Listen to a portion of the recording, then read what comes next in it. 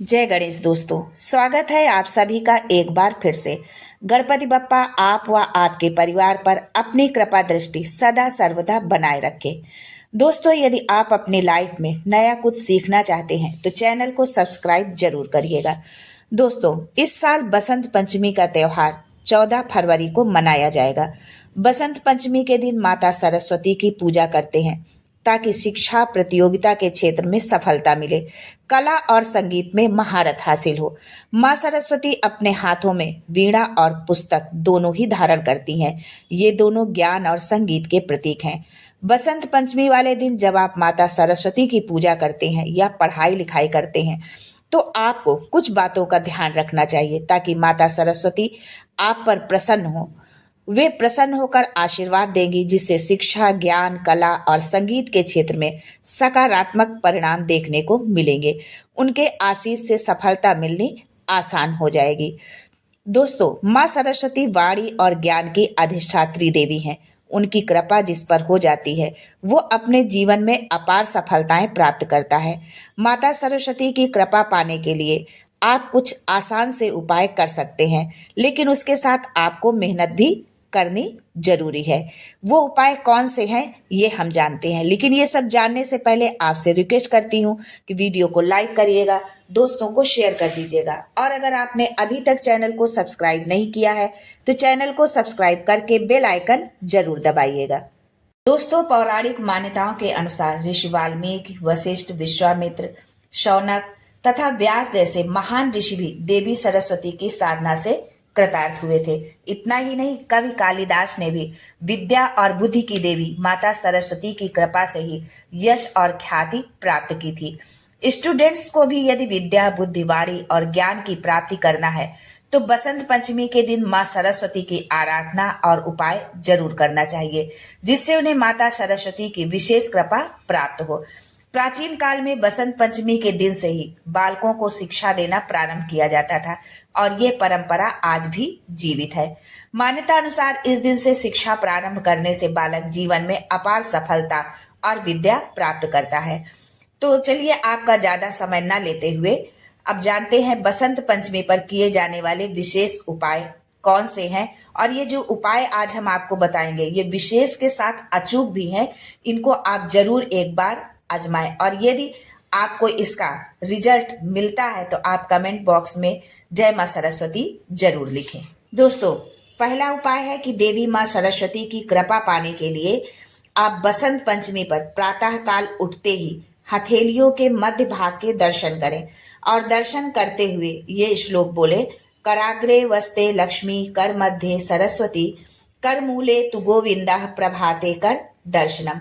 इतना बोलकर माता सरस्वती से विद्या, बुद्धि की कामना करते हुए उनसे प्रार्थना करें। और ये श्लोक जो है आप ये अपना नियम बसंत पंचमी से शुरू करें, और हर दिन आप उठकर बिस्तर से जब आप उठें तो सबसे पहले आप यही क्रिया करें। उसके पश्चात ही आप जमीन पर अपने पैर रखें। दूसरा उपाय है कि वाक सिद्धि के लिए बसंत पंचमी पर अपनी जिह्वा को तालू में लगाकर सरस्वती के बीज मंत्र येम का आप जाप करें, उसका उच्चारण करें। तीसरा उपाय है कि जो बच्चे मंद बुद्धि के हैं या जो बच्चे चाहते हैं कि उनकी बुद्धि बहुत कुशाग्र हो, तेज बुद्धि के हो, तो उन्हें जो है ब्राह्मी, मेधावटी, शंख पुष्पी देना आप आरंभ करें, और ये उनके लिए जो है बहुत ही लाभकारी सिद्ध होगा।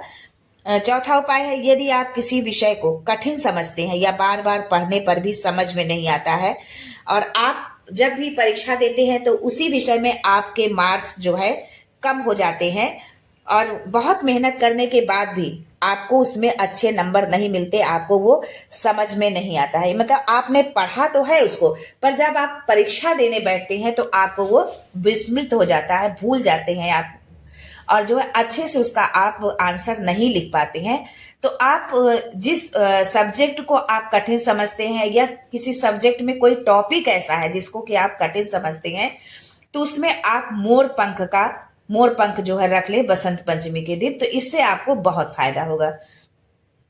जिनकी वाणी में हकलाना, तुतलाना जैसे दोष हो, इस दिन बांसुरी के छेद से शहद भरकर तथा मोम से बंद कर जमीन में गाड़ दें। यानी बांसुरी जो होती है उसके छेद में से उसमें शहद भरें और मोम से उसको बंद कर दें और फिर उसको जमीन में गाड़ दें। ऐसा करने से बहुत आपको लाभ मिलेगा। वाणी धीरे धीरे आपकी स्पष्ट होती जाएगी और जो हकलाना तुतलाना है वो धीरे धीरे खत्म हो जाएगा। छठा उपाय है कि जिन छात्रों का पढ़ाई में मन नहीं लगता है, जिनके माता पिता परेशान है कि बच्चा हमारा पढ़ता ही नहीं है, मन ही नहीं लगाता है, तो उनके लिए ये उपाय है कि उन्हें बसंत पंचमी के दिन माँ सरस्वती को केसर या पीले चंदन का उनको तिलक लगाएं। माँ सरस्वती को पीले रंग के आप स्वयं भी पीले रंग के ही वस्त्र आप धारण करें, माँ सरस्वती की पूजा करें और पूजा स्थल पर किताब और कलम जो है आप अवश्य रखें। इस उपाय से ज्ञान, बुद्धि और विवेक का आशीर्वाद आपको प्राप्त होगा और धीरे धीरे आपका पढ़ाई में भी मन लगने लगेगा। ये उपाय जो है जिन बच्चों का पढ़ने में मन नहीं लगता है उनके माता पिता ये उपाय जरूर करें जो है अपने बच्चों के लिए।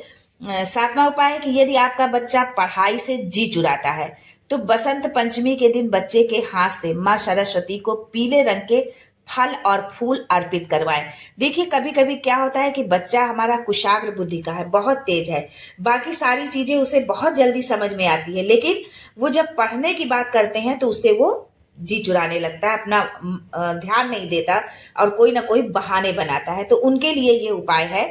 इसके अलावा माँ सरस्वती का एक चित्र जहां बच्चा आपका बैठकर पढ़ता हो, जो स्टडी रूम हो या जिस स्थान पर वो बैठ के पढ़ता हो, वहां पर माँ सरस्वती का चित्र जो है जरूर लगाएं जो है। आठवां उपाय है दोस्तों, शिक्षा में सफलता के लिए मेहनत के साथ ही अध्ययन कक्ष का सही दिशा में होना अति आवश्यक है। कई बार वास्तु दोष के कारण भी छात्रों को शिक्षा में अच्छे परिणाम नहीं मिल पाते हैं। इसलिए आपका बच्चा कहाँ पढ़ रहा है, पढ़ते वक्त किस दिशा में उसका मुख है, चेहरा किस दिशा की ओर मुंह करके पढ़ रहा है, इस बात पर भी आपको जरूर ध्यान देना चाहिए।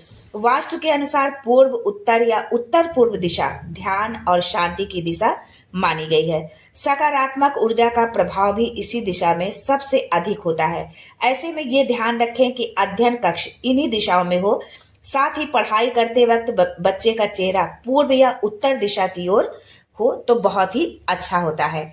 दोस्तों ये कुछ छोटे छोटे उपाय थे आपके बच्चों के लिए, तो आप अपने बच्चों के बेहतर भविष्य के लिए, उनकी कुशाग्र बुद्धि के लिए और जीवन में सफलता पाने के लिए जरूर अपनाएं।